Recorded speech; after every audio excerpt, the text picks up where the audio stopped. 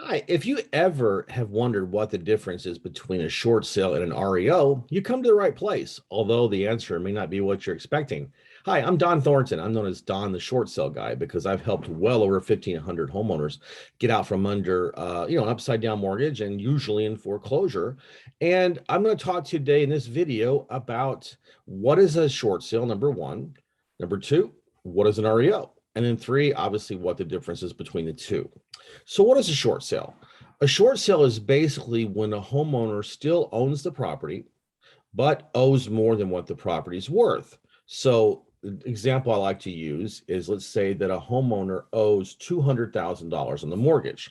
Now that can be one mortgage, or it can be a combination of a first mortgage and a second mortgage. It could also be, a lien, like a HOA lien, or some kind of encumbrance against the property that has to be paid when the homeowner wants to refinance the house or sell the house. So a combination of debt equals, let's say, $200,000 in this example. But the home could really only sell for 160. So that means the property is $40,000 upside down or underwater, or there's $40,000 of negative equity in the home. So that's what so basically a short sale is when a buyer like myself could come in and try to negotiate with the bank to allow me to buy it at a price that the bank and I agree is the as is price of the property, as opposed to how much is owed against it. So let's say in this scenario that the bank agrees that they'll sell me the property for $160,000. There's $40,000 of debt that will not be covered by my 160.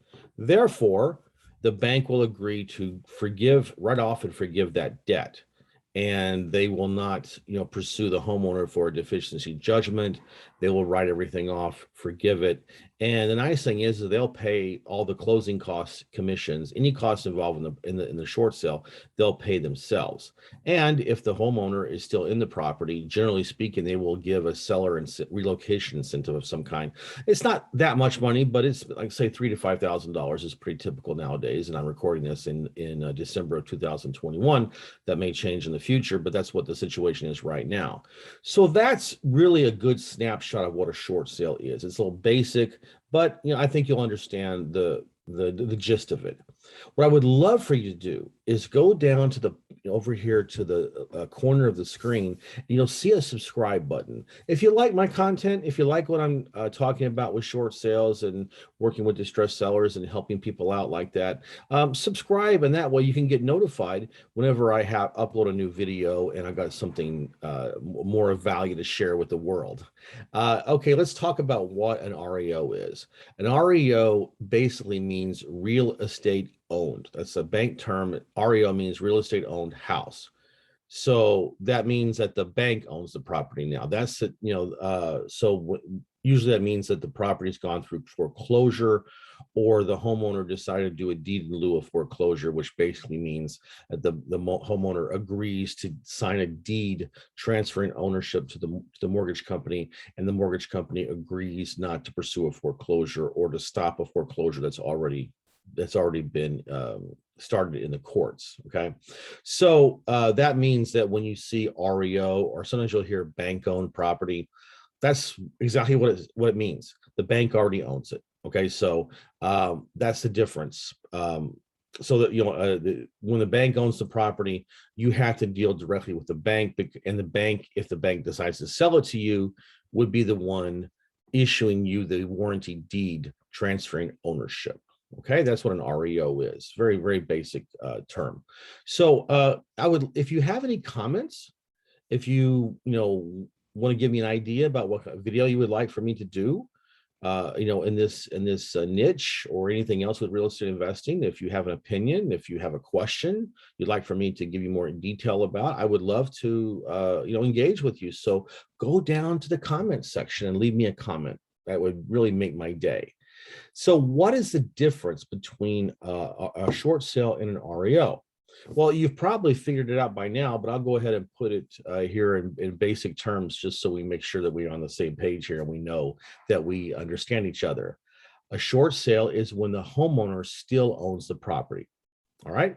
So a mistaken idea that a lot of people have is that, well, if it's in foreclosure or if you're trying to do a short sale, that you can only talk to the bank. And that's not true because the homeowner is the homeowner. So therefore, any kind of a contract or an authorization that has anything to do with that mortgage or the ownership of that property has to go through the homeowner.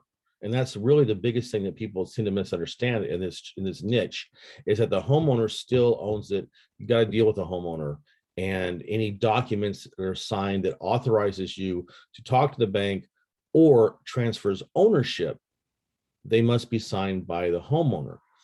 An REO property or a bank-owned property, that's where, like I said in the previous paragraph, that the bank has already foreclosed on it or the bank has already done a deed in lieu of foreclosure. They are now the owners.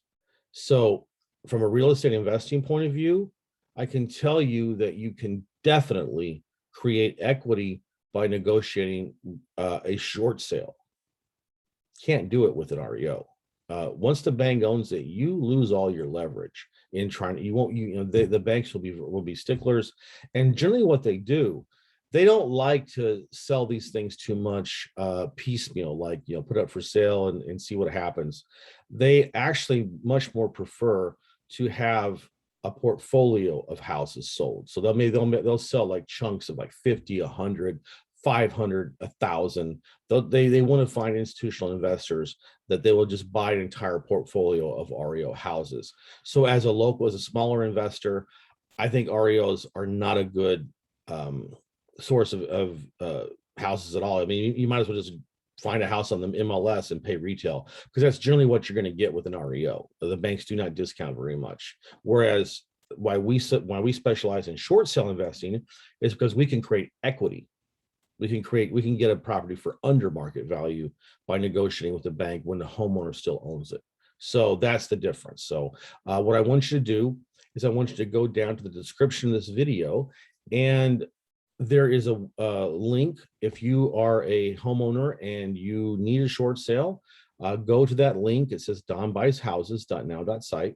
Click on that and you will be able to find out, I'll fill out a form. There's forms everywhere on that website where you have your name, your email address, and your phone number.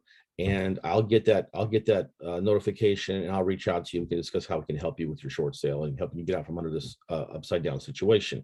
If you're a real estate investor and you want to learn how to do short sales and how to work with me, and we can joint venture and make money by helping people out of a really bad situation, and so we can get rewarded for doing God's work, as they say, then reach out to me as well. And my information is in the description, and there's a link down there as well. And frankly, if you're a real estate agent and someone comes to you and asks for you to list their property as a short sale listing, and you're not really into it because you don't know how to do them and you don't want to do them, that's fine. Again, go down and reach out to me and we can work with you.